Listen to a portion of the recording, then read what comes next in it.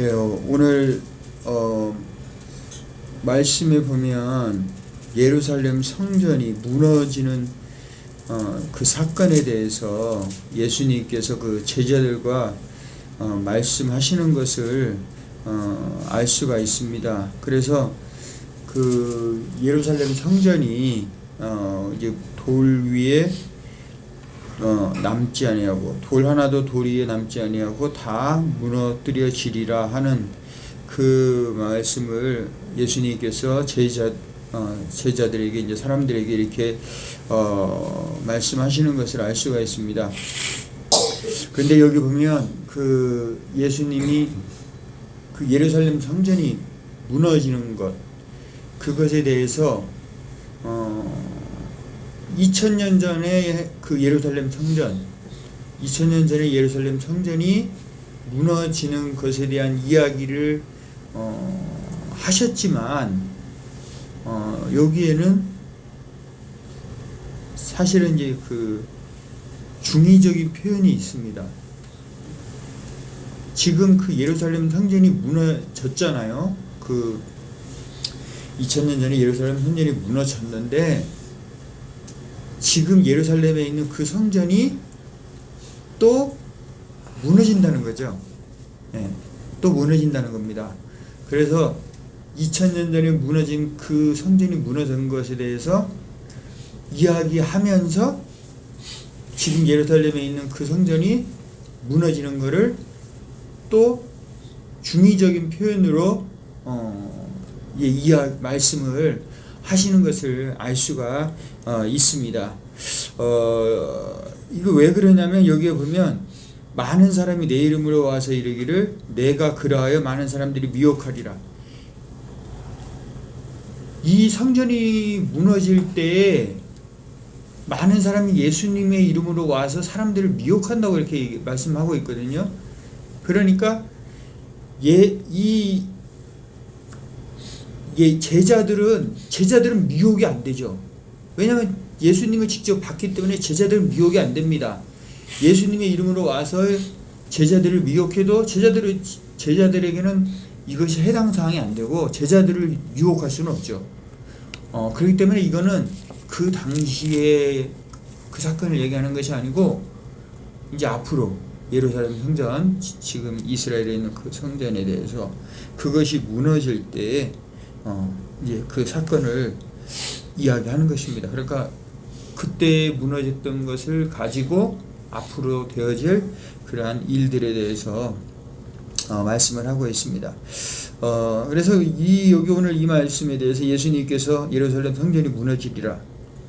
그 예루살렘 성전이 무너져야 사두개인들이 할 일이 없죠. 사두개인들이 거기서 성전이 없어지니까 사두개인들이 할 일이 없어지는 거지 않습니까? 다른 사람도 마찬가지고. 그래서 이 예루살렘 성전이 없어지는 것이 중요한데 여기 보면 그 예루살렘 성전이 무너지기 전에 어떤 징조가 있어야 있습니까? 이거에 대해서 말씀을 하고 있습니다. 그래서 이 징조에 대해서 오늘 말씀을 하고 있습니다. 그래서 이 징조가 예루살렘 성전이 무너지기 전에 어떤 징조가 있는가, 그것을 보면서 우리가 이렇게 예수님께서 이 징조를 얘기하시는 이유가 우리가 이 예루살렘 성전 무너지고 예수님 다시 오시고 막 그런 것 때문에 사람들이 너무 헷갈려하고 거기에 이렇게 우리 마음이 이렇게 막 흔들리기도 하고 믿음이 흔들리기 때문에 저는 예수님께서 이 징조를 말씀하신 것이 아닌가라는 생각이 드는 것입니다. 그래도 오늘날 우리도 세상이 말세니 어쩌니 그런 얘기 해도 우리가 흔들리지 않는 건 이 징조와 맞지 않으면 우리가 그거 잘못된 것이다 이렇게 이야기할 수가 있는 것이죠. 근데 여기 예수님께서 징조에 대한 것을 말씀하고 있습니다. 이런 현상이 일어날 때 예루살렘 성전이 무너진다는 것입니다. 그래서 이제 우리가 여기 나와 있는 것을 보면 주의하라고 그랬습니다. 징조가 있냐면 징조가 첫 번째 징조가 뭐냐면은 우리가 주의해야 될 것들이 있다는 것입니다. 그런 징조가 이런 일이 일어나기 전에 무슨 일이 있냐면은 사람의 미혹을 받지 않도록 주의해라 그렇게 말씀하고 있습니다. 그러니까 사람들의 우리를 미혹한다는 것이죠. 여기 보면 많은 사람이 내 이름으로 와서, 예수님이죠. 예수님 그리스도라고 하여 사람들을 미혹하리라, 그렇게 말씀하고 있습니다. 그래서 제가 처음에 교회 다닐 때 우리나라에, 대한민국에도 해만 내가 예수다 하는 사람이 45명 있다, 그런 얘기 들었습니다. 그 다음 대한민국에만 그렇다고, 대한민국에만. 그러니까 다른 데도 얼마나 많이 있었겠습니까? 다른 나라도 있었고, 역사적으로 계속 내가 예수다 하는 그런 사람들이 있다는 것입니다. 근데 그런 사람들이 있을 때 거기에 넘어가면 안 된다는 겁니다. 내가 예수다, 자기가 예수님과 같이 막 하는 사람들, 그런 사람들이 역사할 때, 그때 우리가 미혹을 받지 않도록 우리가 주의하라고 이렇게 말씀하고 있습니다. 그러니까 예수님 메시아 그리스도다 이렇게 말하는 사람들은 다 가짜라는 거예요. 그렇게 지금 말씀하고 있습니다. 그래서 우리가 그런 것에 주의해야 되는 것이고, 여기 보면 두 번째로 미혹에 대한 것을 얘기할 때 말씀하신 게, 난리와 난리의 소문이 들을 때 두려워하지 말아라. 난리와 난리라고 써 있는데요. 이게 전쟁입니다. 전쟁이 일어나고 막 그럴 때 두려워하지 마라. 이것이, 두려워하면은 미혹을 받은 거예요. 여러분, 전쟁이 일어났을 때 그걸 두려워하는 사람은 미혹을 받은 거라고. 그죠? 여기 지금 미혹받지 말라고 그랬는데 무엇에 대한 미혹을 받지 말라고 그랬습니까? 난리와 난리의 소문이 들어올 때 두려워하는 것은 미혹을 받은 거라고. 그러니까 지금 사람들이, 지금 어떤 분들은 그렇게 얘기하잖아요. 전쟁 나고 막 그러니까, 야, 말세가 왔나 보다. 그러면 사람들이 두려워한단 말이야. 말세가 왔나? 그러면 그 전쟁에 대한 것으로 인해서 사람들이 두려워하는 마음이 있는 거예요. 그럼 그때 내가 어떻게 되지? 여기 보니까 뭐라고 그랬습니까? 아직 끝이 아니다, 그렇게 말씀하고 있잖아요. 아직 끝이 아닌데 이 전쟁에 대한 것을 가지고, 야, 이제 세상에 말세가 왔다, 그렇게 하면서 사람들을 유혹하는 겁니다. 그래서 이 말씀을 보면, 여러분, 우리 마음속에 여러분 두려움을 주는 거 있잖아요. 두려움. 하나님에 대한 두려움은 우리가 가지고 있어요. 그런데 세상의 어떤 일로 인해서 두려움을 우리가 가지는 거는요, 그거 하나님에게서 온 게 아닙니다, 여러분. 세상에 어떤 사건을 당하고, 어떤 힘든 일을 당하고, 무서운 일을 당해서 두려움이 나에게 오는 건요, 그게 하나님에게서 오는 게 아니라고. 하나님은 우리에게 평안을 주시는 거거든요. 무슨 일을 당해도 하나님은 우리에게 평안을 주시는 분이지 두려움을 주시는 분이 아닙니다. 그런데 세상 사람들은 어떻게 해요? 이 예수님의 이름으로는 거짓 사람들은 어떻게 해요? 세상에 어떤 안 좋은 일이 일어나면은 세상이 말세다, 그렇게 얘기하면서 사람들에게 무엇을 줘요? 두려움을 주는 거예요. 그래서 그 두려움을 주어서 그걸 보고 사람들이 무서워하니까 그 사람을 따르는 거 아닙니까? 그죠? 지금 그 전쟁을 저기 이스라엘에도 전쟁이 일어나고, 거기 딴 데 전쟁이 일어나는데, 그 전쟁을 일으키는 사람들이 어떤 사람들입니까? 그 사람들에게 있는 이스라엘에 대한 원한, 팔레스타인에게 있는 그 원한을 가지고 장난치는 거 아니에요, 다. 그래서 그 사람들에게는 두려움, 그 사람들에게는 악한 마음들, 그런 거 가지고 서로 싸움을 붙이는 거 아닙니까? 그래서 여기 보면 우리 말세를 살아가는 우리들에게 우리가 주의해야 되는 거예요. 예수님이라고 하는 사람도 주의해야 되고, 전쟁의 소문이 막 들릴 때 두려워하지 않는 거, 그 두려움에 우리 마음을 빼앗기지 않는 거, 그것을 말씀하고 있습니다. 그리고 이 세 번째로 보니까, 민족이 민족을, 나라가 나라를 대적하여 일어나겠고 곳곳에 지진과 기근이 있으리니 이는 여기 보니까 재난의 시작이라, 이 슬픔의 시작이다, 이런 거예요. 시작. 이게 시작이, 이게 끝이 아니고 이게 시작이라는 말씀을 하고 있어요. 그래서 근데 사람들이 이제 이런 거 자꾸 일어나고, 전쟁 나고 막 기근이 일어나고 지진이 일어나고 나니까 이제 끝나는 것보다, 그렇게 말씀을 하고 있는데, 지금 성경은 재난의 시작이라 이렇게 말씀을 하고 있지 않습니까? 그러니까 끝이 아니라는 거예요. 그래서 이런 데에 우리가 미혹받지 않도록 예수님에 대해서, 재난에 대해서 이런 막 자연에 이런 문제가 일어나는 그런 것으로 인해서 우리가 이거 말세가 시작되고 어떻게 하나님 예수님이 다시 그런 걸로 인해서 우리가 그런데 마음이 빼앗기지 않도록 주의하라는 겁니다. 그리고 두 번째로 말씀하고 있는 거는 여기 보니까 주의하라. 이거 비슷한 말일 수 있는데 조심해야 된다는 겁니다. 조심해라. 근데 여기서 보면 너희가 스스로 조심해라. 사람들이 너희를 공회에 넘겨주겠고, 이런 예루살렘 성전 무너지고 막 이제 그런 일이 일어나기 전에 무슨 일이 일어나느냐? 너희를 사람들이 공회에 넘겨주겠다. 그러니까 우리를 사람들이 그 심판한다는 거죠. 우리를 그래서 사람들에게 심판받도록 우리를 사람들이 그 사람들에게 넘겨준다는 겁니다. 그리고 너희를 회당에서 매질하겠고, 그러니까 맞는 거죠. 이제 두들겨 맞고 예수님처럼 그렇게 매질을 당한다는 것입니다. 그리고 이거 보니까 너희가 권력자들과 임금들 앞에 서리니 이는 그들에게 증거가 되려 함이라. 그래서 바울 사도도 사람들 앞에 이렇게 총독이나 그런 사람들 앞에 서서 또 그들에게 말씀을 하는 것을 알 수가 있습니다. 그래서 여기 보니까 우리가 조심해야 될 것은 공회에 넘겨주고 매질을 당하고 사람들 앞에 서는 거를 조심하는 것이 아니고 그 사람들 앞에 우리가 서지 않도록 조심해라 그 말이 아니고요. 여기 뒤에 보면 마지막에 사람들이 너희를 끌어다가 넘겨줄 때 무슨 말을 할까 미리 염려하지 말고 무엇이든지 그때 너희에게 주시는 그 말을 하라 하시는 이는 너희가 아니여 성령이더라. 성령에 이끌리는 말을 하라는 겁니다. 이런 일을 우리가 당하는 것은 당연한 거예요. 이걸 피해갈 수는 없어요. 우리가 이런 어려운 일을 예수님의 이름으로 고난을 당하고 이런 일을 당하는 것을 피할 수는 없습니다. 이런 것도 우리는 당하는 거예요. 그런데 이런 일을 당했을 때 우리가 무엇을 하라고요? 성령에 이끌리는 말을 하라는 거예요. 성령에 이끌리는 말을 하는 것이고 그분의 인도함을 받아서 우리가 말과 행동을 하라는 것입니다. 그래서 여기 있는 이 말씀이 되게 중요한 것 같아요. 어저께 어떤 선교사님 제가 요새 기억력이 없어가지고 이름 그 선교사님 지금 다니엘 기도회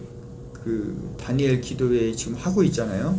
저쪽에 세미안 교회에서 하고 있는데 거기에 이제 어떤 선교사님이 이용규 선교사님 같아요. 그분이 이제 말씀을 하시는데 뭐라고 하시냐면 몽고에서 선교를 할 때 그 교회에 어떤 이제 그곳에 있는 사람들이 와서 이렇게 도와달라고 이렇게 이제 말을 한대요. 그러니까 그 사람들이 가난하고 그러니까 도와달라고 이렇게 하는데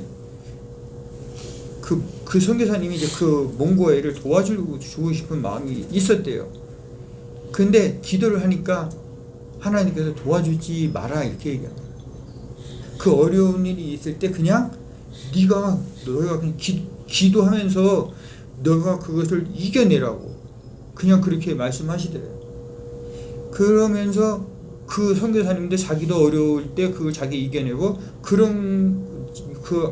거기 있는 애들한테도 성도들한테도 그 어려움을 스스로 이겨내게 하는 모습을 보여주라는 거예요. 그런 모습을 내가. 그래서 그분이 그렇게 했는데 나중에 이제 있던 학생들이나 그런 사람들이 잘하고 그렇게 했는데 잘하고 나서 하는 말이 뭐냐면 믿음의 삶 가운데 내가 그들을 도와주는 것, 어려운 사람들을 도와주는 것도 중요하지만 그 사람들에게 내가 믿음으로 일어나는 모습을 그 사람들에게 보여주는 게 더 중요하다는 거예요. 자식들에게 내가 믿음으로 일어나는 것을, 믿음으로 기도하는 것을 보여주는 게 중요하다는 거예요. 그 사람들에게 그 어린 아이들이 어려움 당할 때 걔들을 도와서 걔들이 그 도움을 해결하는 것보다 그 애들이 내가 하나님 앞에 기도해서 그 어려움을 해결하는 걸 보여주고, 그러면 그 자녀들이, 그 아이들이 어려움을 당할 때는 저 선교사님처럼 저렇게 기도하면서 이겨내는 거구나 하는 것을 그 애들에게 가르치는 것이 더 중요하다고 하나님께서 이제 나중에 깨닫게 해주셨다는 겁니다. 그런데 여기 보면 그렇게 되기 위해서, 그런 신앙을 가지기 위해서는요, 여기 보면 성령에 이끌리는 말을 하는 거예요. 그러니까 성령이 이끌리는 말을 어떻게 할 수가 있습니까? 내가 저 사람들 앞에 가서 무슨 말을 해야 되지? 할 때 하나님께 기도해서, 하나님, 내가 저들에게 가서 무슨 말을 해야 됩니까? 하나님, 나를 인도해 주십시오 하고 기도했을 때 그 사람들 앞에 가서 말을 할 수가 있는 것이죠. 여기 보니까 사람들이 너희를 끌고 가서 넘겨줄 때 우리는 무슨 얘기를 해야 되지 하고 우리가 염려를 하게 되거든요. 내가 저 사람들한테 앞에 서게 될 때 내가 무슨 말을 해야 되지? 염려하게 되는데, 그때 네가 하고 싶은 말을 하지 말고, 여기에 뭐라고 그랬어요? 너희에게 성령께서 말을 하게 하는 그 성령의 말을 우리가 이끌리면서 하라는 것입니다. 그러니까 이 말세를 당한 우리들에게 우리가 무슨 말? 인간적인 말, 어려움 당하고 그랬을 때 인간적인 말을 하지 말고 성령에 이끌리는 말을 하도록 우리가 조심해라는 거예요. 조심. 그래서 우리가 무슨 일을 당하더라도, 어려운 일 당하더라도 우리는 항상 조심해야 됩니다. 그래서 우리 말과 행동을 조심해야 돼요. 그 다음에 여기 보니까 세 번째로 보면은 그 징조가 있는데, 죽음과 미움을 받으리라. 형제가 형제를, 아버지가 자식을 죽이는 데 내주며 자식들이 부모를 대적하여 죽게 하리라. 또 너희가 내 이름으로 말미암아 모든 사람에게 미움을 받을 것이다. 이렇게 말씀을 하고 있습니다. 그래서 이 사람들이 형제와 형제들끼리도 이렇게 죽는 데 내어주고, 아버지가 자식이 부모를 대적하여 죽게 하리라. 이 말씀 들으면 너무 무서웠어요. 이 말씀 들을 때 너무 무서웠어요, 사실은.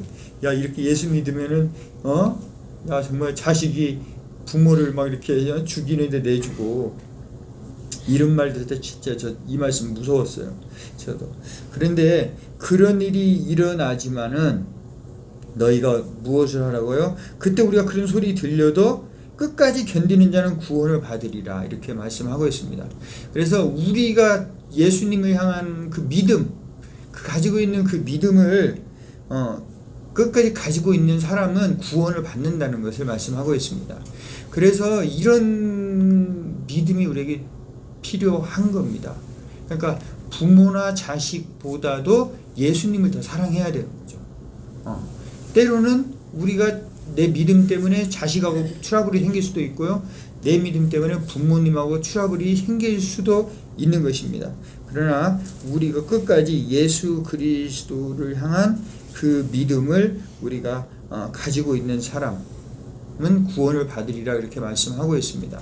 그래서 이 예수님에 향한 믿음은요, 우리가 그걸 지키려고 할 때에 그것을 어느 누구도 우리를 그거에서 끊어낼 수는 없다는 겁니다.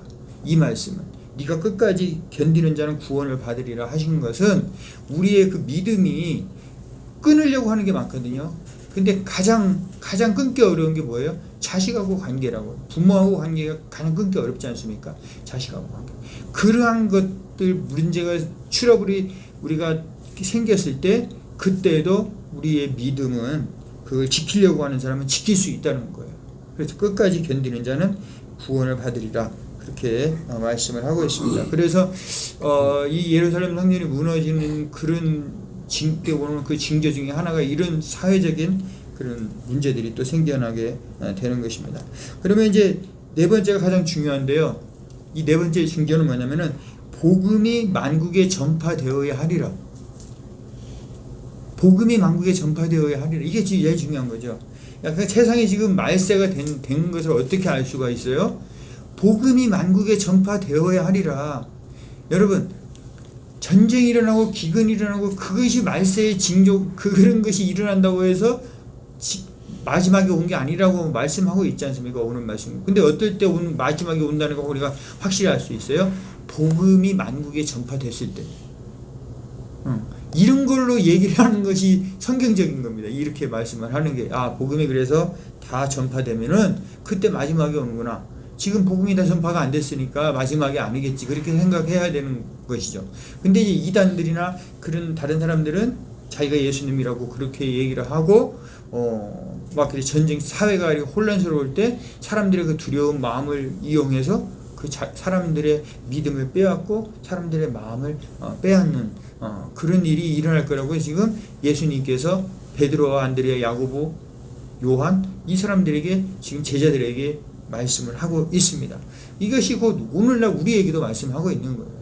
그러니까 아직 예루살렘 성전도 무너지지 않았고 이런 복음도 증거되지 않았습니다. 그렇기 때문에 우리가 이 말세에 대한 그런 것에 대해서 우리가 너무 두려워할 필요는 없어요.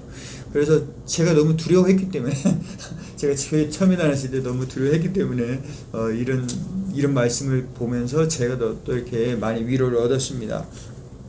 그래서 오늘 이 말씀 가운데서는 우리가 생각해 볼 것이 이렇게 이런 말씀을 통해서 내가 항상 성령에 이끌리는 삶을 살아야 되고 우리의 말과 행동에서 하나님께서 하시게 하는 그 말과 행동을 우리가 해야 되고요.